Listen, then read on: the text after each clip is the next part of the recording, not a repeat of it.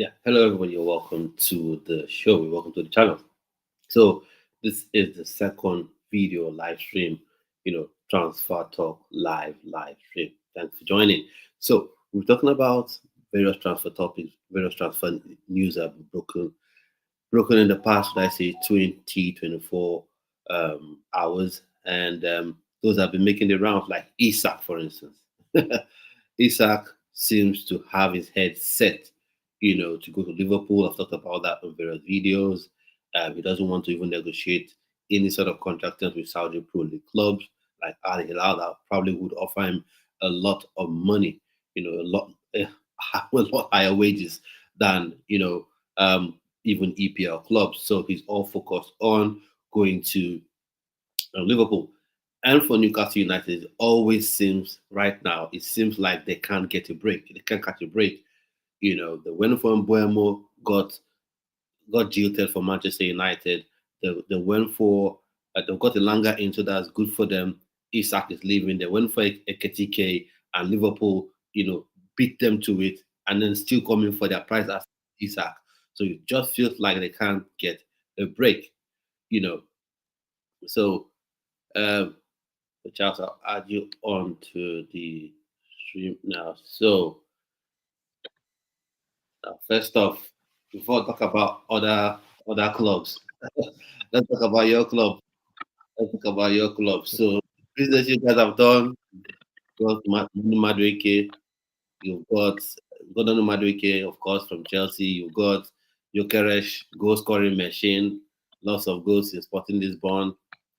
Even lots of goals in the championship as well. So now, first question I want to ask you now. So does this guarantee you guys winning the league title next season? And the second question is, um, a lot of people have said because he scored all those goals in Sporting Lisbon in the Portuguese league, which is meant to be like a lower league or something, not as tough as the Premier League anyway, that he will struggle in the Premier League. So yeah, All right. Okay. First of all, I want to thank you for bringing me on to the show. yeah, Um, it's a privilege. Thank you very much. Um, First, you know that the Premier League is a very hmm, tough league, yeah, and for you to have a real chance to compete for the hmm, trophy, you need to strengthen your team. And what Arsenal have done is just to strengthen their team. Coming from last season, you saw the the flaws in the team, and they hmm, needed to strengthen those areas, especially finishing was the problem, and that's why we got Gyökeres. okay, Now with Gyökeres in the team, and we're talking about coming from a lower league, we've had players come from lower league and come into the Premier League and perform hmm, outstandingly very well. So that does not flow. If anybody comes to say, "Oh, he's coming from a lower league, so he will struggle," it does not. No, it does not. It depends on how Arsenal plays with him. If they yeah, play to his strength, he will give you everything. So okay. it all depends on the team setup. Yeah, once they set up properly, he'll bank the goals. He's a goal scorer. Everybody knows that. Okay. No problem. That's a good one. So, like for me, I always see that excuse when people say, oh, this guy is coming from Germany who struggles, coming from Portugal, Sporting Portugal who struggles, coming from Italian Serie A is going to struggle. Obviously, I'm not an Arsenal fan, but one thing that you know I always feel like that's what rivals like to do. They'll just when they don't see anything else to say, when in terms of performance, the person is killing it, scored goals, assists, create. They'll say, "Oh, he plays in Serie A, but he plays in La Liga. It's not as tough as this." But ask yourself the question: all the players you call Premier League legends, or let's say most of the players you call Premier League legends, where did they come from? Fernando Torres, when he came straight from Spain, he smashed it at Liverpool, got us a goal. In fact, it's when he had now gotten experience in Premier League, he came to Chelsea and struggled. Suarez, straight from Ajax to Liverpool, destroyed the league, even if he was biting people along the way, but destroyed the league still. So yeah, Lukaku, why he struggled at Chelsea was not because it was not because he wasn't good enough. He fell out with the manager because of the interview he posted, and the manager did not want to play him anymore, and all that. Now, let me see if I can share this. There's something I want to get your opinion on because there's one club in the Premier League right now that are seriously suffering. They're seriously suffering right now. It's almost like anywhere they put their hands in. Okay, so I'll just read it for then. Okay, so I'll just allow you to read it and then we'll take it off so that we can see ourselves properly. So anywhere they put their hands in, someone is there to take the level. So Florian Plattenberg, I think it's a German journalist, said Manchester United and Newcastle are currently in talks with Benjamin Sesko's management. Both teams have presented their projects and financial offers. The decision now lies mainly with the player and his camp. Offers are expected to be formally submitted to RB Leipzig and others. So, that's what do you think about Newcastle United? First off, their main guy, who is Isak, wants to leave, wants to go to Liverpool. Liverpool, they want to get him. The man that was meant to be like their replacement meant to be their replacement for Isak. Ekitike, Liverpool got him. Mbuemo, Mbuemo that meant to that they were going for. Manchester United took him from them. Even Trafford, can you see Man City? They already have Ederson, but James Trafford that they wanted to sign, Man City, they snoozed and they have lost him to Man City. So, what do you think about what's happening to Newcastle United? Do you think they'll be able to sign anybody this season, or do you even think that this Sesko they're all going for are now battling with Manchester United? Before it was just them, they were just the ones that were saying, oh, they are the main ones going for Sesko. Then from nowhere now we had Manchester United. So, what do you think about this whole Newcastle thing? Okay. First, Newcastle, looking down the history, when you look at the club, they say, oh, this club has history, they have this, they have that. Mhm.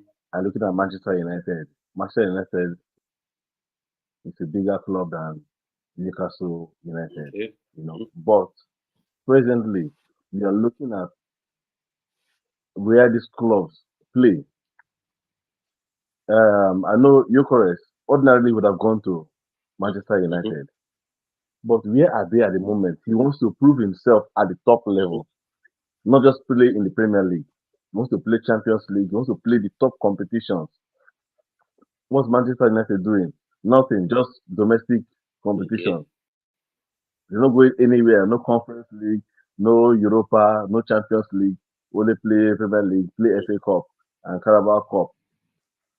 If I am Sesko at the moment, seriously, for me, not because I'm an Arsenal fan, but Manchester United right now, they are just a dying thing. They are trying. Okay, who have they signed? Oh, they signed Bremo, they signed Cunha, yeah. Cunha from Wolves. Cunha, yes, Mm. from Wolves. You see this thing. You watch them play, even the preseason. Is that the solution to Manchester United's problem? Yeah. They don't just have goal scoring issues. They have problem keeping Yeah. the back Exactly. Clean sheet. secured. For you know what's happening, yes. If not a defender, the keeper will just perform one miracle and they'll concede a goal. Just like that. The team is just, I don't know, maybe they need to even sell off the whole players and buy new players Yeah. for them to, recover. But what they have now, if I'm Sesko, Yeah. sincerely, if I'm Sesko Mm-hmm. as it stands, looking at what Newcastle United have done so far, I would even prefer to go to Mm-hmm. Newcastle and play there. And because I believe they have more chances of even going qualifying for Champions Yeah. League next season than Manchester Yeah. United. So for me, I think the way I Yeah. see the Yeah. way I So see it, like, that's just yeah. So, yeah. so So go ahead. so the way me I see it is this, like, obviously if you're talking about historical, because clubs like Liverpool, Manchester United, even Arsenal sometimes, I think even some Chelsea fans want to try to do that, which is like they like to go historical. When in a season, if they've not achieved anything, they'll go historical. Oh, we won how many league titles in 10 years, 10 years ago, 20 years, which is good for history. Like you have that rich history. But when a team is in Champions League, like Newcastle United, they're in Champions League right now. Manchester United are not in any European competition, except they create the competition for teams that almost got relegated and call it UEFA relegation league. Maybe that one they'll qualify for. But now there's no sort of European football for them. That's one. Secondly, the era has passed where Manchester United was the only big dog. There was a time when Manchester United were, I said, no, even if they have a blip one season, they have the money to go and buy all the best players. If you're coming to England, Manchester United is your first port of call because they have the box. But now you have, of course, Chelsea has been there, Arsenal are there, Liverpool, Newcastle United, and other teams, they have money. So teams are not even just looking to sell their players off. I'm from a player standpoint. I would say Sesko, you should go to Newcastle United because I think there you have everybody who play for you. And it's a one club city. It's a one city, one club. It's a one city club. It's a one city club. So the support you get from the fans will be very massive for him. So I think for me, I think he should, go to Newcastle United because I think he can really shine there. I think that's a better environment. Manchester United for me is really toxic at this point in time. And Ruben Amorim is doing the thing that new coaches, this modern day coach like to do. Philosophy, my philosophy, my philosophy. Even if the players you have don't match your philosophy, even if you have one striker, for instance, like there's a giant striker that only deals with ball, only active in the box. If you cross ball, he will head, but doesn't have pace. This modern managers, oh, we must play transition, we must play counter attack, looking for speed, not minding the ability of the players. And I think that's what has hurt him what hurt Manchester United last season because if he had played these players to their best of their abilities in a system that suits them, what would have happened would have been that, you know, lots of what they call now, they would have played to the best of their ability. Clubs would have looked at them, and those ones you wanted to sell would have been easier for you to sell them because they've impressed. But rather, you force them to play that system that, first of all, they are struggling normally.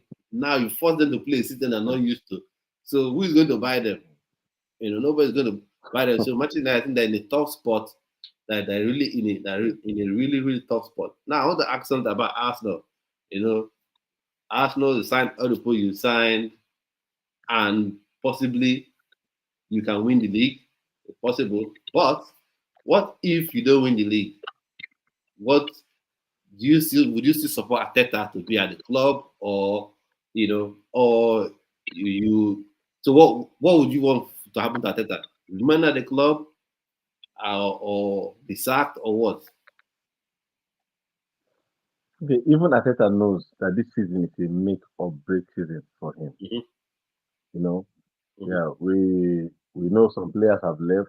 They've replaced those players. Like Jorginho left. They brought mm-hmm, in Zubimendi to replace him in the midfield.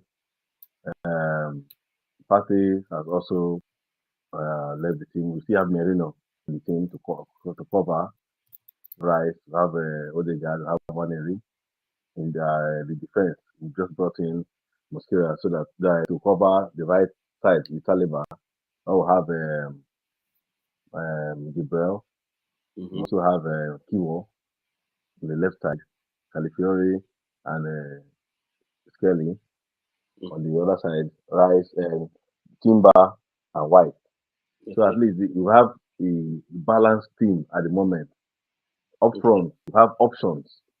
If Gabriel Jesus is back fit, also an option up front. With Gyökeres, addition of Gyökeres, the team is complete. So it doesn't. There's no excuse to have Kai who has been helping pushing the team forward in that number 9 position. Is also mm-hmm. available. We have Saka. We have Martinelli, Trossard. We just added Noni Only money, Madueke yeah, just recently. yeah. So I think there's no reason why you should not be confident enough to say we'll win the league. But this Okay. is football.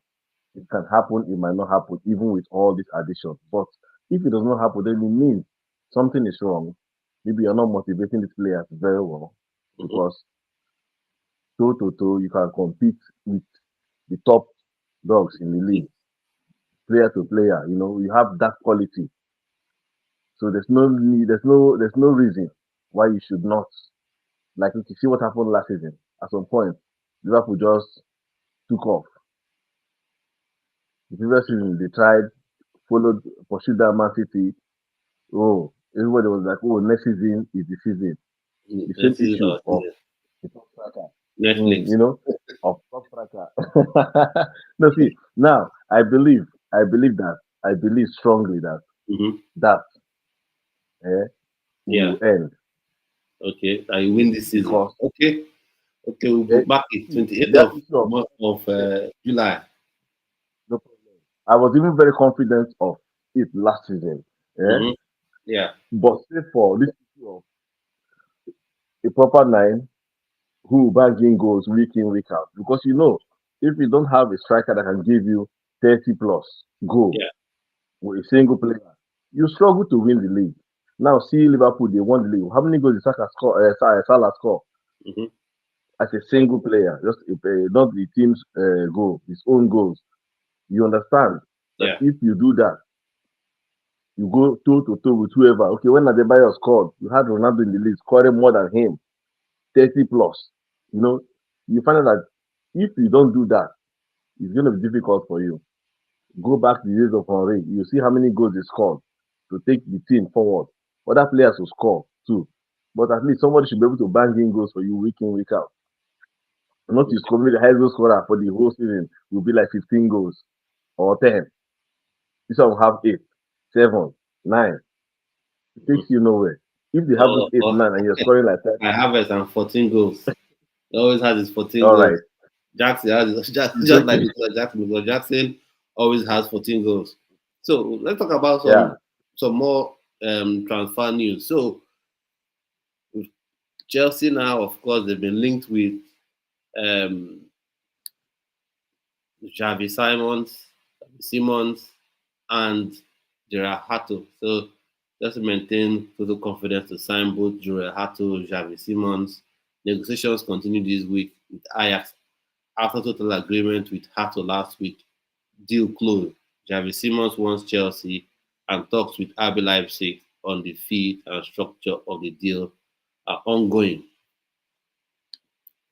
So for me, the way I look at this is yes, Xavi Simons is a player I would like at Chelsea, but I know the fans obviously they're not the coach. They can say whatever they like. But some people are already misprofiling Xavi Simons. They're saying he's a winger, he's a Bino Gittins competition, it's competition with Bino Gittins. But he's not. He's a 10. And they say, oh, he has space. Space doesn't make you a winger. What makes you a winger is when the ball gets to you at that wide position, where do you end up? Gittins will always, what's his face? Simmons will always be in the midfield. Always. Once he gets that ball, he's coming to the middle. Straight. He's not even running to byline and cutting in. He's running straight to the middle.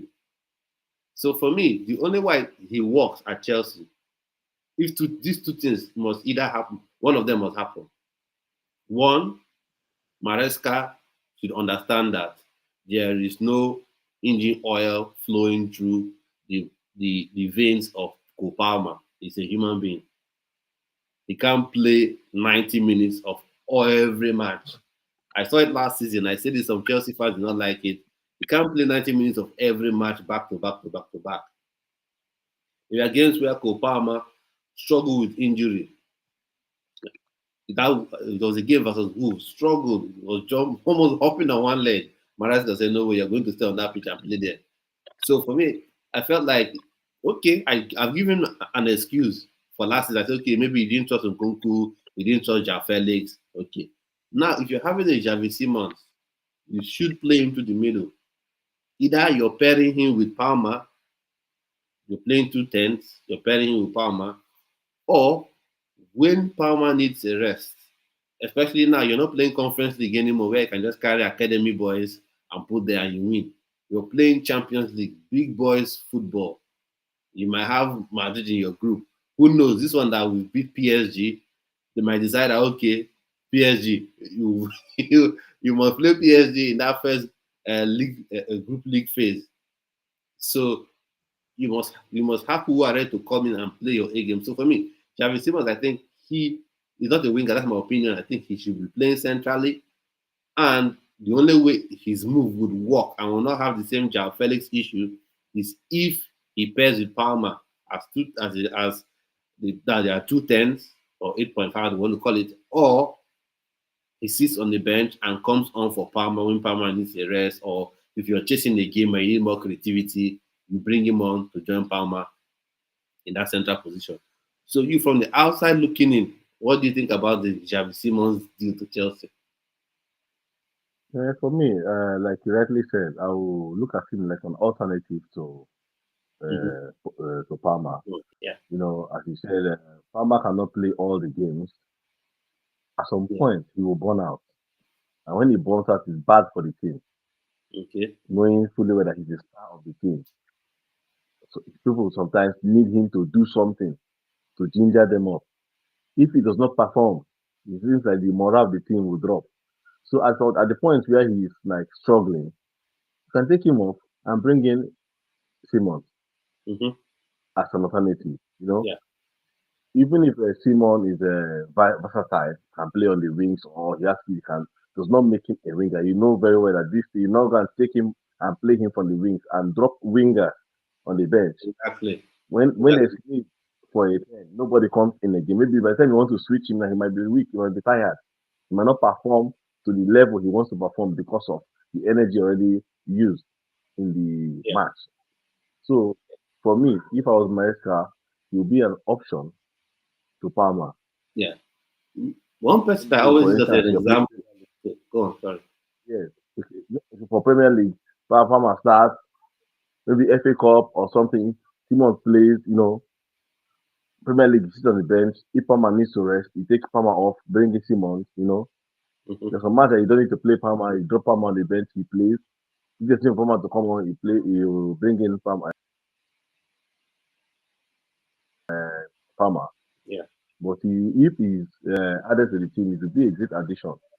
It will be a great addition to Chelsea because it will give the coach options on who yeah. to use in that number. Yeah, for me, when I talk to people about this whole thing, and they start telling me, how can you drop Palmer? How dare you drop Palmer? I say, Palmer is good. He's very good. Though. He's a very, very good player. Right now, he's Chelsea's most important player. Right now, he's Chelsea's most important player, no doubt. But it's not as good as Eden Hazard was. And Eden Hazard, I don't think he ever played 90 minutes back to back to back. Sometimes you play like 75 minutes, you can come off. And then I also talk. There's also Thierry Henry to talk about Xavi Simons. Thierry Henry, we all know his favorite spot on the pitch, which is that left side. Giving the ball, he takes the ball from that left, cuts in onto his stronger foot, dribble two people, score, and scores goals that way. But you not say, you know what? You like that left wing so much. Go and play left wing, your left winger. And of course, who was faster than Thierry Henry? Henry was a speed star. When you talk about speed, so you not say, go and play wing. No, you play the player in the rightful position. So Hmm. this is all about transfers. Talk about more transfers shortly. So which areas do you think that Arsenal which areas do you think that Arsenal needs to change? Like that Arsenal needs to upgrade its team, or you're okay with the transfer business that you've done? Everything is fine for you, or are there new areas that you're looking at, like okay, center back, midfield, wherever, or you're good to go? Is the season starts right now? You're comfortable with the transfer business Arsenal has done? All right. Looking at Arsenal team as it stands right now, the issue right now, what you've seen the games they played through preseason from last season to today, you'll find out that we need an upgrade on the left wing forward. That wing, I don't know, I don't know. I don't really see the players are giving their best, but that's not what we need. Is that compare how the right wing I works agree. with Saka on the right? Yeah. Always No, killing, always I have to doing the ask you this business. question. There's a question I have to ask. Sorry Okay, for interrupting. Now, no, go people ahead. are talking about left wing, left wing, left wing, left wing, left wing. There's been one rumor. I want to ask you how you feel about that person, and then there's one other person that is in Nigeria, and I want to ask you why people are not going for him. Why Arsenal is not going for him? Because of his cost and his production. His production outweighs his cost. So the first one is Rodrigo. What do you think about the links to Rodrigo? We're hearing maybe Liverpool will go for him as well. We're hearing Arsenal may go for him. That's first one. What do you think about that one? And then the second one is Ademola Lookman. Back to back. Last season he scored 15 goals, 5 assists, and I don't think on the left Arsenal, have produced that way. And I don't think they have any left winger that has produced up to the level of Ademola Lookman. So first off, what do you think about Rodrigo Links? Is someone you like, or is it someone you rate him? Do you think it will even happen? Like the move from Real Madrid to Arsenal. Okay, as it stands right now, I don't see that move happening. Hmm. Although I would have loved it to happen because it would have given an upgrade to that left wing. Okay. At least there will be you see something different Yeah. from what we have if it happens. But Arsenal and the way they do their business, you can't really tell. Right now, I don't see it happening except maybe they also pull a fast one on us. Make you let the whole news, the whole pressure die down, then all of a sudden you Yeah. get it. But for now, I don't see it happening. Ademola look mad. It's another option. Would have been a cheaper option Hmm. to get, but quality. I don't know why the attention was not fixed on him. Yeah. I have no idea, but it would have been an option, a good option, and cheaper than Rodrigo. Yeah. So if these players had come, it would be an upgrade, seriously. I know even their coming would have given the present players playing the left wing to even think of, man, I think I need to move, even without the club saying move, because you know that you have limited playing time. So to avoid that, they will need to move. But as it stands now, that's where we have issues. That left wing. I watched the match against AC Milan. They brought Martinelli started that match. Same old. Run, just run. Hustle the defenders and produce nothing. Trossard came in, tried, but when Reece Nelson came in, there was purpose. Hmm. I have no idea why he's not staying in the team. Why they're even thinking of loaning him out again. Why not build on him? Maybe add another player for him to understudy that player or something. Yeah. Keep him in the team. You add more. You give more options than the present players. Yeah. Frankly speaking, my opinion though, Yeah. I So think for it will me, be better. It's a better option than Martinelli and Trossard. Trossard, yes, score some goals when you don't expect him to. You just from out of the blues do one thing and score. Oh, we're looking for goals. You might just come in, pop in the goal. But that work while you are kept on the pitch to operate on that left flank, supply the attack. Is hmm it being done? Do you do that? You watch very well. Odegaard, when he plays, and Saka plays, it is two of them operating. What they don't play to the right. Maybe that place is tight. They just push the ball there. But when they want to do serious business, it's yeah. Odegaard as Saka, and they understand themselves. That just reminds me of Ozzy and Sanchez. Hmm. They know when to move, when to pass. Like just the two of them. You know. Now, if you have a striker now, like a striker who we know is an established striker, where we sure, are sure you can score. And this will play like this and deliver the ball to him. Be sure we'll score. But when you're expecting Martinelli to put in the ball, to give the striker the ball, and he shoot the ball over to the other post, the end of the post, nobody will get it. I saw what he did in the match against AC Milan. Played a very nice ball, dribbled the defender, crossed the ball to the corner flag. And what was that for? With so much force, why not just drop it for the striker? With so much force, he just shot the ball away. And I was like, what is that cross or what is the problem? Yeah. You know, I was I tried to understand it, but that's my left wing, man. It's not working. It's not Yeah. working for Arsenal. For Arsenal is dead. Maybe there's something I'm suspecting. Maybe Madueke they play that left wing because Chelsea last season, I think the second half of last season, is Enzo Maresca began to play him on that left wing. Maybe he plays there. Who knows? But for me, Ademola Lookman, his production level has been high. I think for 3 seasons in a row now. Hat trick in the Europa League final.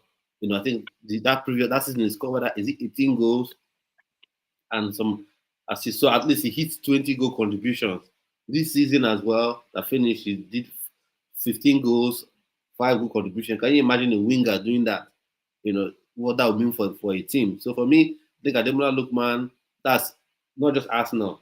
Chelsea have missed a trick not going for him. Arsenal, I think, have missed a trick. Even Manchester United, I think they have missed a trick. And Newcastle, that they seem to be seem unable to get any player to agree to sign with them. They have missed a trick not going for Ademola Lookman. And then for Rodrigo, I think for me, this might be a bit harsh, but I think Rodrigo is the Mauricio Pochettino of wingers. Because if you remember, Mauricio Pochettino, before he joined Chelsea 2 seasons ago, any vacant job, Mauricio Pochettino, I don't know why the board of this club that they're not looking to get his services. He's such a good coach, blah, blah, blah, blah. Look at what he did with Southampton, got them playing above their level. Look at what he did with Spurs, getting them to play above their level. And all that he came to Chelsea, draws football. Disasi playing at right back.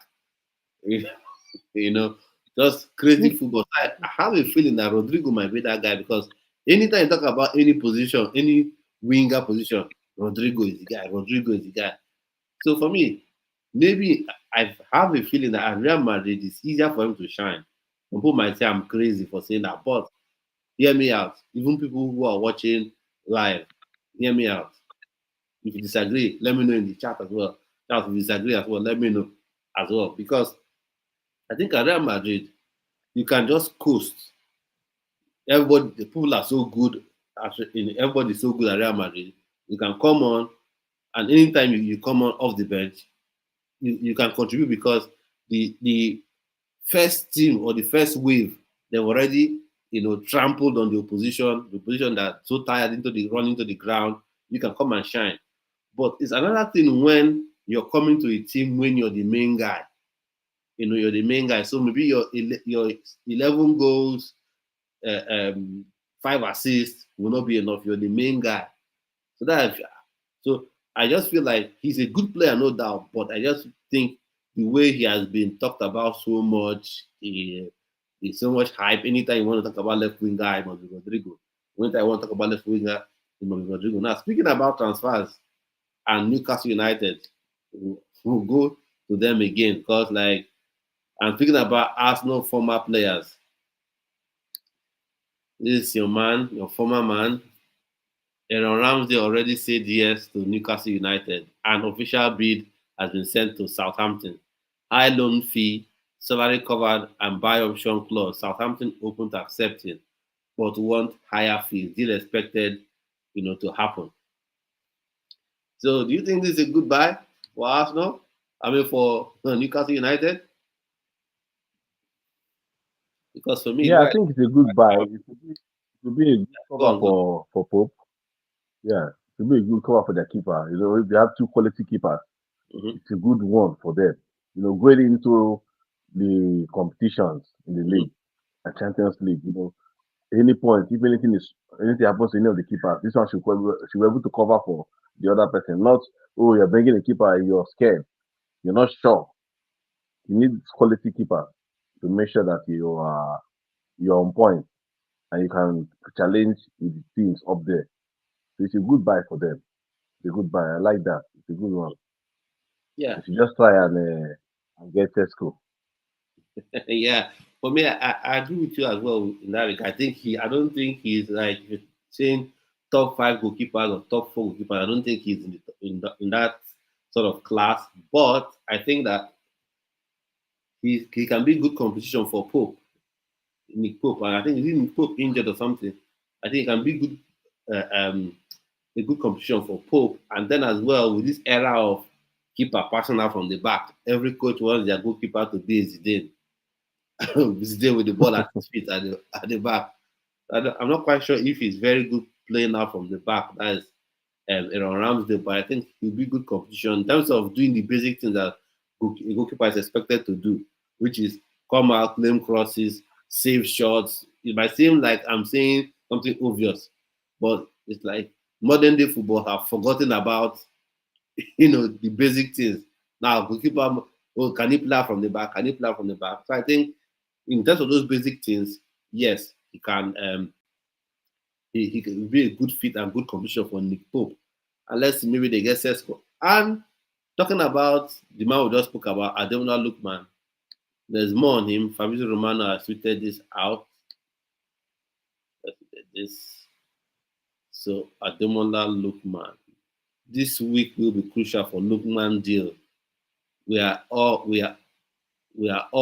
in talks for Ademola Lookman. We want him, but also respect Atalanta.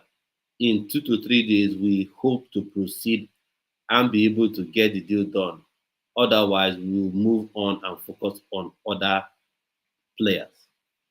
Now, for me, and I think this has to be an Inter Milan, executive talking, and Fabrizio has just, quoted him.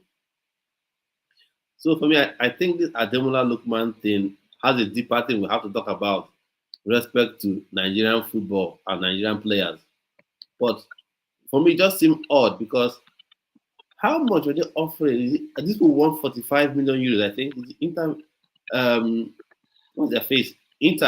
Atalanta, sorry, want 50 million euros, and these people are offering whether is it 45 million euros, which is crazy, when you see the quality of player I'm talking about. And I heard something, not quite sure.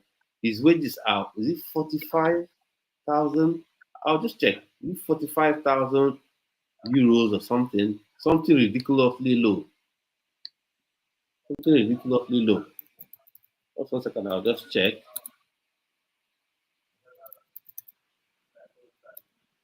Why clubs are not going for him is just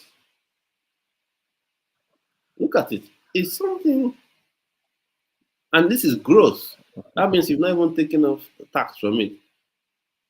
So I'll share this tab. Let me share this tab. Okay. So if you just look at this bit, this is where I want us to look at a little bit now. So let's look at this. It says Ademola Lookman's weekly salary. Ademola Lookman currently earns 44,423 euros gross per week. That is mad. That is, for me, that is absolutely mad. That's mad. In this era, in this time, a player to be earning that kind of amount, and Premier League clubs are not all over it. And Inter Milan, I don't know what they're dragging their feet with Atalanta for. Yeah, I don't know. So, what do you think about the whole Ademola Lookman thing? First off, It just shows seriously not to be like racist or something. It just shows how they value the blacks. yeah. Look at Osimhen. Look at Osimhen. If Osimhen was a white man playing the kind of football he's playing, Mm-hmm. to be sure that the monthly fee they were talking about for Osimhen would be like times 2 or times 3. True. of his That's fee. true. That's Now look at Ademola 1,000% Lookman. true. I agree. I agree. Because like people See, were see, see, go on, go on. You're making a okay, point. see Ademola Lookman. Yeah, a player who has done it back to back, not just a one season player, Mm-hmm. and you treat him like this, you should be happy that they want to even sell this player. You know, it's not Mm-hmm. like he will dip in form or something, whether he's injured, you are scared whether he will come back the same. He's a player Mhm. on form, playing very well. Just some issues in the club, and he wants to leave. And the club is willing to sell. Then you are now the seriously, it's not understand what you're doing I think seriously. that for me it's or I say it's amazing. For me, Victor Simon, they said, oh, character issues, attitude. Ademola Lookman that is calm. You never hear anything about him, social media, nothing like that. So what is the issue with Ademola Lookman? For me, I think I'm just saying this, Newcastle United go in for this guy, he's there for the taking, or any other Premier League club going for the taking, he's there, he can produce goals, assists.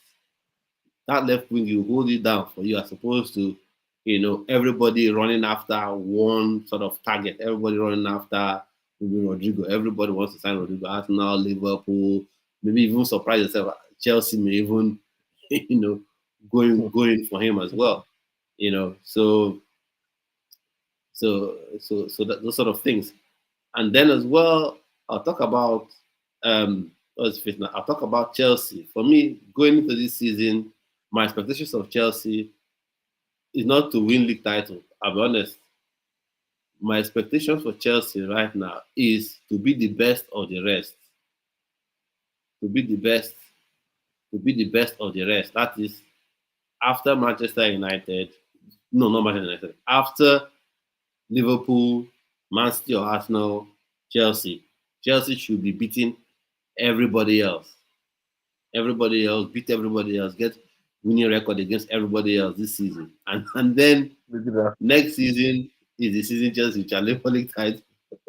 That's where I see it this because he won against PSG Club World Cup final, which is it was a very good performance. And then people are praising Chelsea, which is good. But for me, one question still remains. I need to see how that happens. When you play against a team that says have the ball, that is the question. Because one or two teams will always tell you have the ball. We're not interested in having this ball. You have it. So how you break down those teams. So what's your expectation for Chelsea? What do you think Chelsea should be able to do this season, given the transfer business that Chelsea have done? Like you disagree Okay, with me? sincerely, no. Sincerely, I agree with you just on one point. The city should beat Okay. everybody except Liverpool. I say except Arsenal. For some seasons now, they've really struggled Mhm. against Arsenal. I think that should be seen 2022 or thereabout.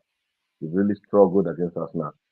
But notwithstanding, they have done some good business in transfer market.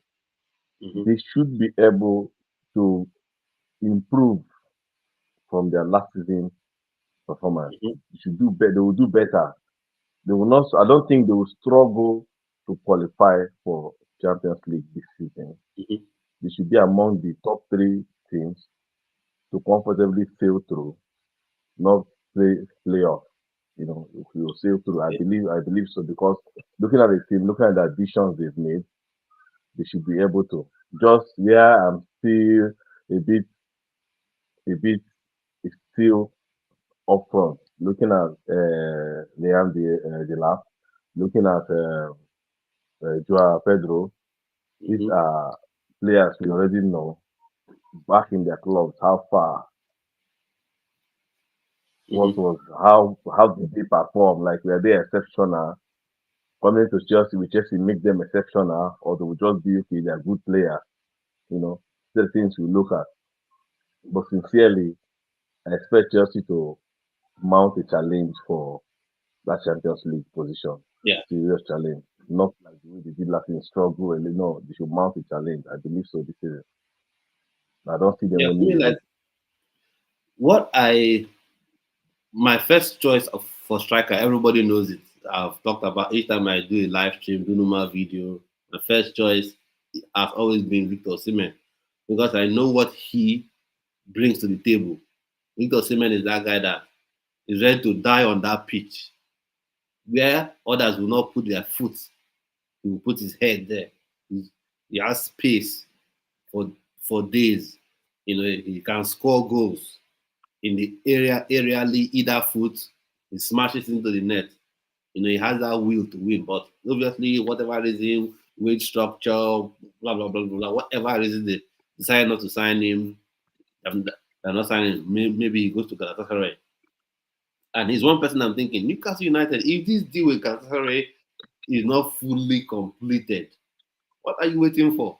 But anyway, so Victor Osimhen not getting him. I wanted Gyökeres, I will admit it. I'm not going to be like other rival fans that once a player joins rival club, he says he's no longer good. I wanted Victor Gyökeres, but didn't happen. Wage structure or whatever reason, or he wanted only Arsenal. That's fine. He's going to Arsenal. So now you have João Pedro and you have Liam Delap. I told people who are happy with Liam Delap. Oh, Liam Delap, very good signing. He's a young guy, which is good. That means at least he can be at Chelsea, be a Chelsea striker for the next 5, 6, 7 years. He'll still be there, playing at a high level, hopefully. But one thing you get with young strikers and young people generally is you get ups and you get downs. You have moments when they'll play well, score goals. You think that the new Hurricane, and you have moments where they'll struggle because they're young players playing at that high level from relegation threatened Ipswich Town, not even relegation threatened. Ipswich Town that actually got relegated from that level to play Champions League football is a huge jump. Maybe he comes good, but one thing I have told Chelsea fans that we must accept is you have that ups and downs. You have the ups and downs for one. João Pedro, coming from Brighton, to be honest, he has impressed me.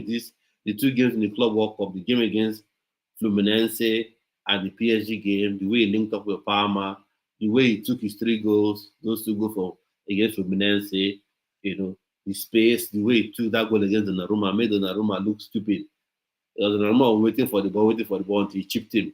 So all that is good. But when you come to the Premier League, you're playing for Chelsea, you will now be seen as the big guy.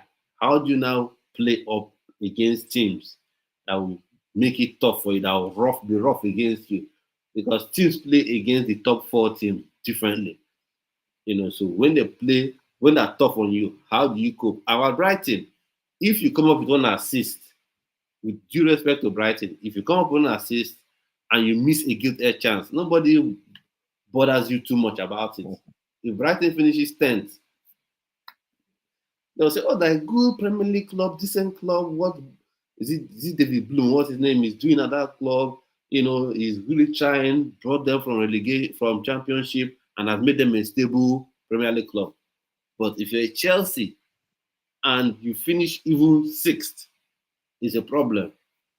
How can Chelsea finish 6th with all the money they spend? You always have that. And if you are Chelsea, maybe you score 1 goal and you miss another one, and Chelsea ends up losing that game 2-1, the pressure will be on you. Everybody say, look at how he missed that chance, and all this kind of things. So we are still left to see how they will embrace that top level pressure. That's the thing about João Pedro. Right now, I think he's ahead of Jackson and Delap because I don't think Jackson is really a striker. I don't see him as a striker because if at 23, 24, your body shape when you take a shot is still poor. And your awareness in the box is non-existent. You can have maybe low awareness in the box but to not have it at all. Jackson does not have in-box awareness at all. And being in the box, you can score 10 goals a season if you're just alive in the box. And Jackson, for me, no. I see Jackson more of if Chelsea doesn't sign another left winger, if it's only Bino Gittins that Chelsea would go with going into the season. I just think Jackson with his pace and his skills, they should just play that left wing. He and himself and Gittins should hold on that left side together. They should decide who plays there. And the lap and what's his face, João Pedro, will be the striking option. So because of all these questions, as I say, competing for the title, I don't see that because right now you've got Arsenal getting Gyökeres. You have Liverpool getting Ekitike. They're not tired. They've got Ekitike. They want to get Isak. They have Salah already. Salah will obviously give you in his sleep 20 goals plus. wake up, tickling his eyes, 20 plus goals. So Salah will give you those goals, and then they now add Eketike, they will most likely add Isak to it, Yakbo. So they already have that threat. So for me, if Chelsea compete for a league title, I'll be pleasantly surprised. But right now, my own is just be best of the rest. Outside of the top three, the other top three teams, just be the best of the rest. Beat everybody. Have a winning record. Have a winning record against every other team below. That's what I want to see. I don't want to see struggling to beat Brighton. That's where I will have issues with.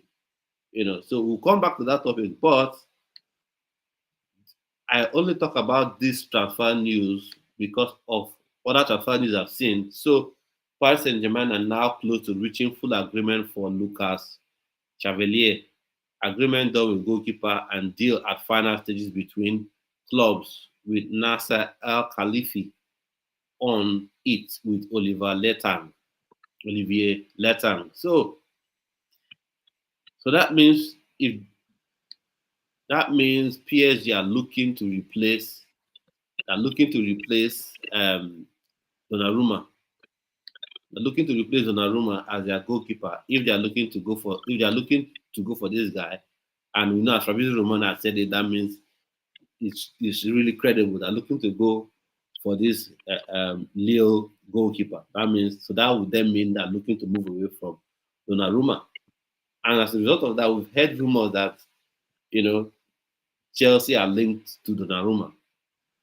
First of all, I'll give you my opinion on it, and then I would like to hear what you think about it. For me, I just think that Okay. that's not going to work. Possibly his agents are using the name of Chelsea to see if they can get a better deal with PSG or get other clubs interested. Why I say that is this: one, they talked about wage structure. We don't want to go beyond this wage. We don't want to go beyond the 150 or the 160. But Donnarumma is already on 200 plus. He's already on the 240 or so. So it's already above your wage structure. So are you willing to break that wage structure for a goalkeeper? And the second reason is Maresca like to play out from the back. Goalkeeper play even if even if each time Sanchez touches that ball, that's heart attack central. So I just feel like stylistically he does not match up with Enzo Maresca. That's one, and then his weight demands. The club of already said they don't want to meet that one. Apparently, that's why they didn't sign Osimhen last season. So that's my take on it. I just feel like maybe this is something that using Chelsea to get a better deal with PSG or another club.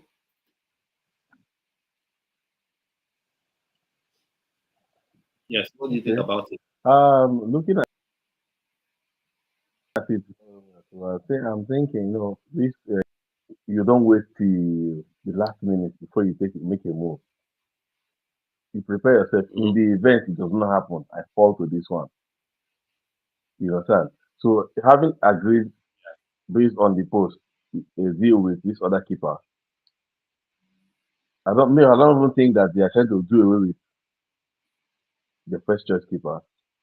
I'm even thinking Yeah.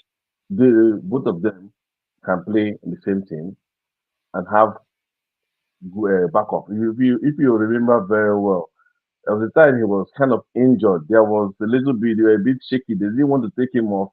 That was in the Champions League or something like that. Was it against Arsenal? I can't remember the team now. They had to spend some time, make sure that he was okay. They didn't want to bring in another keeper.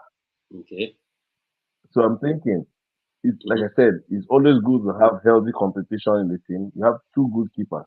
And at any time you can say you go, you sit.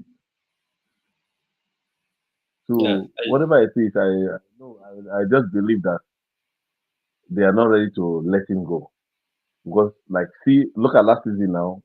That guy kept them in Champions League against Arsenal.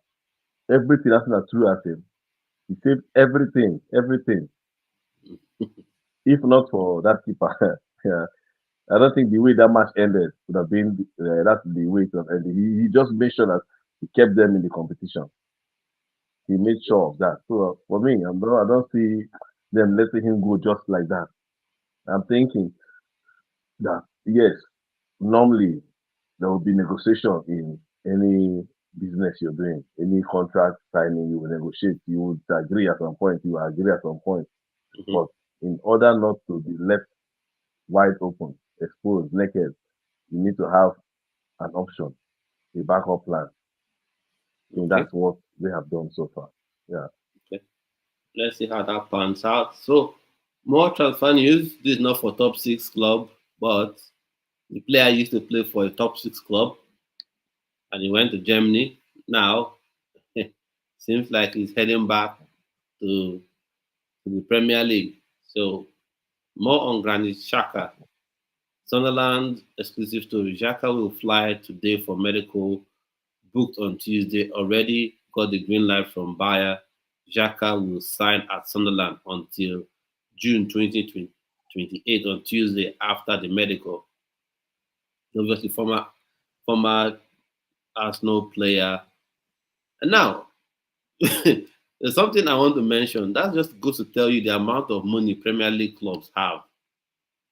The amount of money you have in Premier League. That Xhaka used to play for. Currently, is on the books of Bayern Munich. I mean Bayern Leverkusen. Sorry. So if the deal works out, then he joins Sunderland. But currently, he's on the books of Bayern Leverkusen. And whether is it? I mean, is it quite even 2 seasons ago? Let's say just exactly 2 seasons ago, Bayern Leverkusen won Bundesliga, and he was a key part in that midfield for them. And they got to Europa League final. They did the Invincibles. They did the Invincibles in their domestic league. That's in the won it. And now he's going to Sunderland, a newly promoted team. That tells you the amount of money and power that the Premier League has. And apparently he's going to play there in the midfield for them. Maybe they're looking for someone who has experience and all that. So, what do you make of the move? What do you make of the move for Xhaka? Potential move anyway to Sunderland. You think it's a drop down? Or First of all, I want to congratulate him on his move. It's one of those things in football. We don't know what would have transpired at Bayern. We don't know what would have transpired, what would have made him to consider that. But I think whatever it is, he's also looking out for his future. Maybe it's a better option for him, looking at every other thing around him.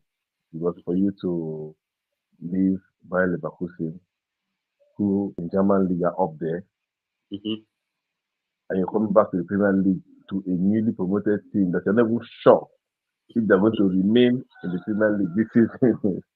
mm-hmm. It shows something. It's not normal. I don't think. I just feel like maybe circumstances surrounding the whole thing. Circumstances surrounding the whole thing is Mm-hmm. he has just made a move that will secure his future better. Okay. So that's what I think. Yeah, for me, Yeah. congratulations to him because if you look at it normally, it's a drop down from Bayer Leverkusen to Sun. It's Sunderland. But all the best. I wish him the best. I can't say more than that. Just expect to see what happens. Yeah. And If they have I already think assured him that they will get more players or something, maybe we don't know. They're going to buy some other experienced guys or names or something. Maybe they actually in the course of their negotiation, they say, no, "Don't but worry, we'll bring you some other guys." they signed Adingra from Brighton. I think they signed Adingra from Brighton. Yeah, they signed Adingra from Brighton. They signed one other winger. This is Adika. I've forgotten his name. So, and the thing with Sunderland is they're one of those clubs that feel like they want to play football the right way. And for me, when clubs come in the Premier League and do that, I'm not saying you should not play football the right way, as you say, passing the ball and those kind of things. I'm not saying anything wrong with that, but you have to understand where you're coming into. That clubs are already in the Premier League. They have better players than you, arguably. You know that play that style of football better than you. The quality is higher. The pace is faster. So I feel like some clubs, when you come up, you should be a bit pragmatic, in your approach to survive. But the way Sunderland, the way they're going about is like they are ready to play, passing out from the back and those type of things. So let's see how let's see how that works out, because this coach that is right now, for me, if I had the power, I would never allow that guy to be made a coach anywhere in the world. But I don't have that power. He's coach of Rangers now. He used to coach Southampton. Zero Martin that he used to play for, he used to coach Southampton. And you're doing this passing out from the back business. And they were conceding goals, steadily conceding goals, shipping in goals. Shipping in goals. It was stubborn. My style of football, my philosophy of football. It was shipping goals till they got relegated. By the time they appointed a new coach, it was over. It was over. There's nothing the new coach could even do.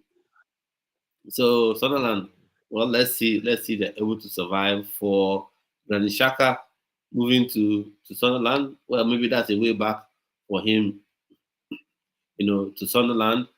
And as well, maybe this guy has a different approach. Maybe this guy doesn't fancy him. Ten Hag, Ten Hag is the new coach of Bayer Leverkusen. Maybe he doesn't fancy him. Maybe he wants a different profile of midfielder as well. So continue whizzing through the different transfer stories. So there's this one, the Adam Asnu is and I don't think that is good one to use. This so using before. Yeah, I think this is better. This Adam Asnu undergoing final part of his medical at Everton this morning. 9 million euros plus 3 million euros add-on from Bayern confirmed since Saturday. Now, for me, he's a very attack-minded fullback. I think. For me, there's a question I want to ask. I don't know if you noticed it as well last season. With the sort of transfer business Everton Everton were doing last season, and from the evidence of this guy they've signed, Tieno Barry as well. I had the feeling like maybe it's not the manager that's doing this signing, because some of these signings, please Everton fans don't attack me. I'm feeling like some of these signings are not the David Moyes signing, and before him, Sean Dyche. They're not Sean Dyche type of signing, because they look too attack minded to be to be the kind of signing David Moyes will be making. So how do you feel they would Everton would do this season? They've signed, of course, there's that. What's his name in that year? That was very decent for them, number 10. And Tieno Barry, they just signed him from Villarreal, incidentally the same club, Nicolas Jackson former club, Pepe's former club as well. I wish they could come and take Nicolas Jackson, but so how do you see Everton doing this season? Because the kind of signings they are making, it's like they want to play more attractive football, which is good. I'm not saying not. I'm not saying they don't have the right to play attractive football, but when you have the Moyes as your manager, you sign all these kind of players. You know. So overall, what do you think about Everton, the transfer business they've done so far? Okay. I have not really taken note of their transfer, but I just want to say that issue of attacking players and trying to be attack minded. Sometimes these coaches might try to add a little spark to their style. Do something different. Maybe see themselves like, oh, I'm too predictable. Let me do something different. Try something out. Have options in the event. Oh, this is my normal style. And the people know me for. Does not work or it's not working as I expect it to work. Let me do some add a little spice to it. It might also be that kind of situation. But this is football.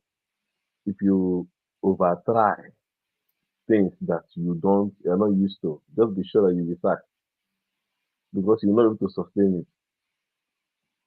If Mm-hmm. you keep up with, oh, let me do this experiment, and you lose one, lose two, especially where the club have invested money, Mm-hmm. just be sure that you'll be sacked. Yeah, I remember last season when Awoni had an injury Mm-hmm. on the pitch. The medics went and certified him okay to continue. So they had to change another player and left him on the pitch. Along the line, he fell down again and couldn't continue. the owner of the club was so angry that he left his seat and walked down to the pitch and confronted the coach right Mhm. there where the match was still going on. You know, so be sure that if there's no reasonable explanation or the club feel like they don't need the explanation, they just feel like you have not done a good business, just be sure that you're already going. That's your ticket to leave the club. So, but if Yeah, they actually are actually buying attacking back-minded players, maybe they want to do something different. Let's watch and see. yeah. So I think okay, Everton. Let's see how they do with all the attacking players they're signing. I think that's why Sean Dyche struggled because Sean Dyche is all about hard men, tough men. You know, play tough football. We more or less see how it works out with all the attacking players they're signing. And then speaking about their Merseyside rivals, Luis Diaz all set to go to Bayern Munich. So that means that left wing is open. So it means the left wing is open for one. And then it also means that Liverpool will now have money to go for the Isak, to go fully for Isak. So in next 24 hours, medical will be completed, and then when medical is completed, deal will be signed, and then he would make his move. So, but one person that has been a disappointment for me, I don't know what you think about it, is there's this guy I wanted at Chelsea so badly. I wanted this guy to be a Chelsea player so badly, you know. But then he had an injury, and that's Chiesa. And then he had an injury, and then later on joined Liverpool and just looked a mess at Liverpool. Just looked a complete mess at Liverpool. So, what do you make of his time at Liverpool? Would you want to take him? After all, he's pacey as well. Have him down the flank one.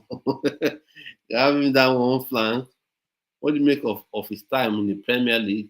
I think the report there is that he wants to leave. That's what I think is put out there.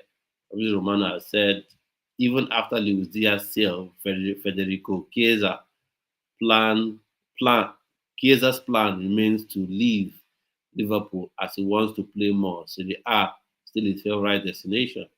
So Arsenal, won't you guys go all in for him? Need a left winger, get him on board. Get him on board. Not this one. Not this one. We'll pass. We'll pass. Mhm. We'll pass on this one. We'll pass on this one. Where I think we need something better. You know, looking at the team, not bad. But we just think comparing it to our right wing, Mhm. that left wing should upgrade. We don't just need a player to just come in.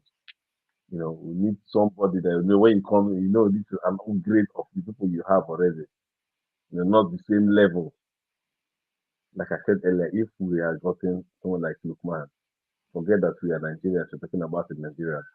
Mhm. Based on his performance, we saw it at Atlanta, week in, week out, month in, month. Just every time he's on the pitch, he gives his best. Watch him in the Super Eagles, always giving his best. Watching combined with Exactly. Osimhen, beautiful. So You for know, me, I think these are I don't players want you know now. that if you get, Go they on, are go the on. players that if you get, yeah, if you get these players, they'll give you quality, they'll give you value for your money. You enjoy watching your team play. You enjoy seeing them hold the ball. If you have a means to talk to the midfielder, you will shout, give him the ball. You will Mhm. do so. You are sure. You need that kind of players. Not me. Right now, I see all these other ones like try a lot. Just go try whether it will work. Yeah, you know. So yeah. that's not what we need now. If that's what's available, then we'll stick to what we have. It's it's it's just so for me, like Arsenal fans, if any of you are watching, let me know what you think. One about Ademola Lookman, is he someone that you should have gotten? Think of Chiesa, can he do a job for you? I know Charles has said he doesn't want him anywhere in your club. Well, any chance? Do you see any way back for him at your club to redeem himself? Last dance. For me, Chiesa, I always rated Chiesa in what at Juventus. Whew, Champions League, that guy was just something else. Something else. He's a guy that can just say, "I will destroy that your team today," and you just take the ball, run through your entire team, and cause havoc. But somehow with these injuries, and then you go to a Liverpool that they really need you because you may be recovering from injury, but if you go to a team that actually needs you, like you are the main guy, then maybe you have better opportunities to show yourself. But when their Luis Diaz was there, of course, their chairman Mo Salah, is there, so no one can shift him out of that wing. Nobody should even dare to think about it. If you do it, they'll probably sack you. So it came there, the injuries plus not having that sufficient game time. So I think going back to Italy will be, the best option, for Chiesa, except maybe club like a newly promoted team, want to take a punt on him. But then again, his salary demands will be high. So maybe that would be something that will put clubs off, him. So for me, no, not looking at having him at Chelsea. I would have loved to have an Ademola Lookman down that left wing, but like that's not going to happen. We've got Gittins, and Chelsea is a two-pronged issue with Chelsea. Chelsea is either you're under 25 or under 24, whatever, and then your wages. His wages will fit into Chelsea sort of wage demand and all wage structure. Because what is earning is just ridiculous. I know for you and me and everyday folk, 44,000 euros a week is mad money. Mad money. But in football world, that is just crazy that somebody that produces that much, is paid that low. And then Inter Milan that low balling the offer and all that. So that's why I said Newcastle United, if you're interested, that's best you should go for quickly. Arsenal, you can still go for him. Chelsea, you most certainly can still go for him. Because when I look at that left wing, Bino Gittins is there, yes, good. Who is the next person? And Bino Gittins is not proven, yes. He's exciting young player, but he's not proven. And sometimes these young players, they thrive when they see, an experienced player has done it, that they can learn from. Maybe an Ademola Lookman has finished, terrorizing a fullback, making a fullback's life difficult, and then Gittins can come on with 25 minutes to go, and then making life more difficult for that fullback. But then again, I don't think that is going to happen. I only wish, but that is not. It's not going to happen at all. So James Trafford, we've talked about this. He's already going to Man City, so nothing much to say there. And then also, for me, this is something I want to talk about. I want to talk about this particular one because for me, I was thinking Mike Penders would come and become the new Thibaut Courtois, but for some reason that hasn't happened. So he's going back on loan. So Chelsea goalkeeper Mike Penders will travel to Austria on Monday to sign as new Strasbourg player on loan. Up next, Kendrick Pies. Kendrick Pies was another wonder kid, whatever they signed. But he is going out on loan as well to Strasbourg. Because Sanchez, for me, I do not read Sanchez at all. Sanchez is someone that can always have his moments where, he will impress you with one save, he will impress you with one shot that he stops. But when you talk about consistently doing it, he's unable to do it. And even the person that was signed to be his number two, Philip Jorgensen, each moment that guy has been given opportunity, say, take this opportunity, fight for your share, your place here. He's always, soil the bed. He's always soiled the bed with that one. Like, with his composure on the ball, brilliant. It's like a midfielder when he has that ball at his feet. Picking pass, he will fake the attacker to make the attacker shift back a bit. He will now pass the ball. But a goalkeeper, the main job of a goalkeeper is to stop shots, to save balls from going into the net. All those other things, they are pluses. Oh, he's a very good shot stopper. He can save, he commands his area. In addition, but he's also good on the ball. But this guy, for the pure gossip, he makes me miss Kepa. He and Robert Sanchez, they make me miss Kepa. If I'm honest, they make me really miss Kepa because you can't really, can't really, you don't see any consistency in them. But anyways, people have said Sanchez played well in the Club World Cup. I agree, but the question is, can he bottle that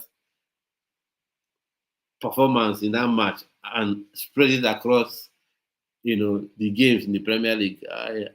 I doubt that is left to be seen. That's left to be seen. I remember the game against Arsenal, Chelsea Arsenal. We Mhm. are playing, I think Chelsea was 2-0 up, or something like that. From nowhere, Sanchez just as in just pass, give a back pass to right. Mhm. I just, and it was not even at his post. I was like, what's happening? Even the second goal, the equalizer was also his mistake. So my problem is, can you rely on such a person? Yes, he might give you back to back 5 good games.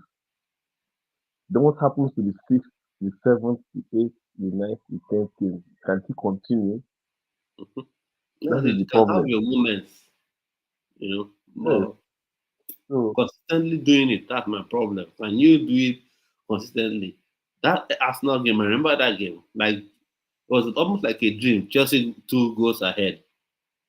And what was funny I is was watching the match. Yeah, go ahead, go ahead. there was a defender just right by here. Just pass the ball. Yes. But that was it, Will. Just pass the ball to the defender. And the play continues. Say, no, I'm going to play straight, straight to the opposing player who was wearing red and white. Nothing to make it look like blue. So Telling you. for me, no. So Robert Sanchez, they say he saved Chelsea 9 points last season. How about the other points like cost Chelsea, to drop?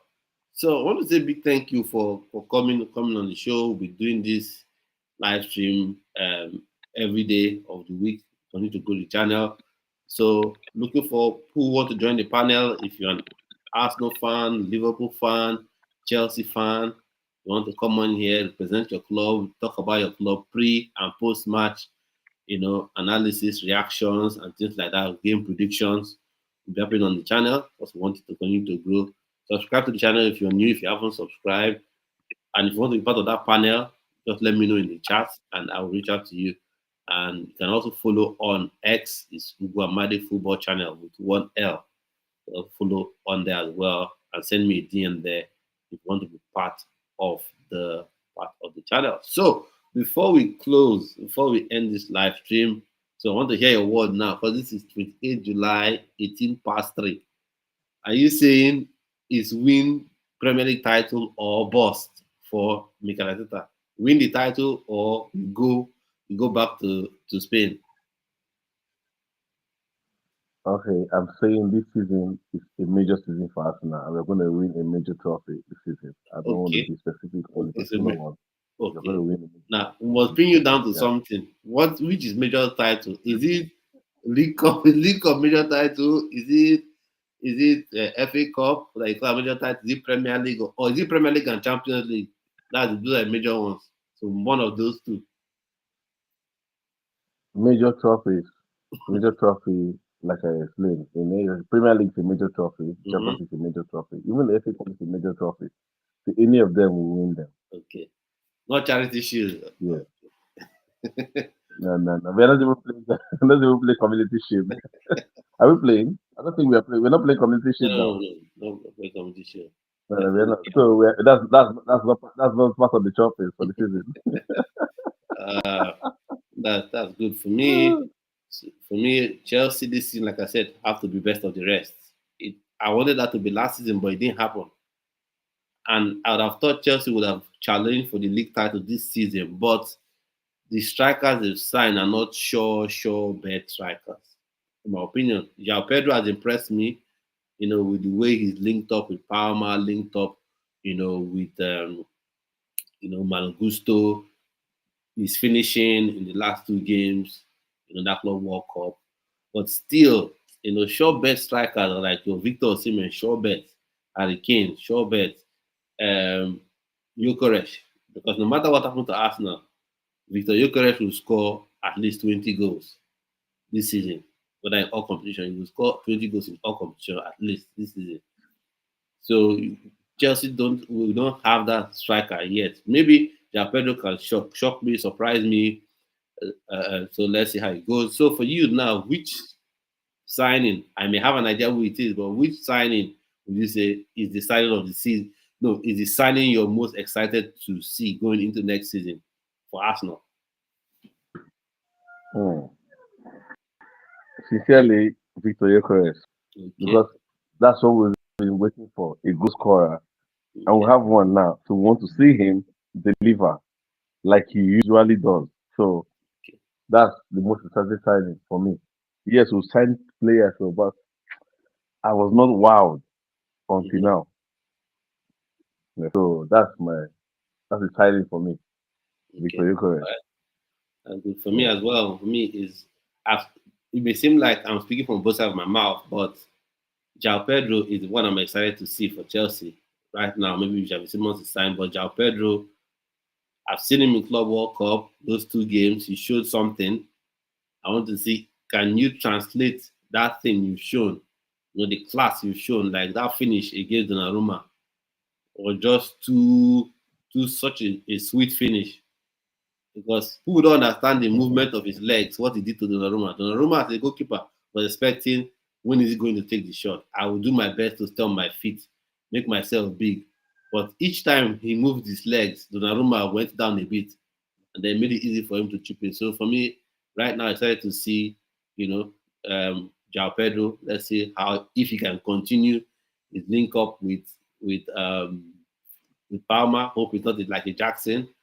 Jackson preseason made everybody so excited, and then wow, the new Drogba is back, DDA. And then season started just poor. Last season he came on like he was going to perform very well, scored lots of goals, and then stopped scoring from January. This season he's become a red card merchant. He got red card towards the end of last season. Club World Cup got red card again. So I just hope João Pedro is the one I want to see. Let's see what he's all about. So, well, thank you, Charles, for coming on the show. Hopefully, you join us again. You join me on the stream again, and I'll see you on yet another video. So, those who watch, who subscribe, thank you so much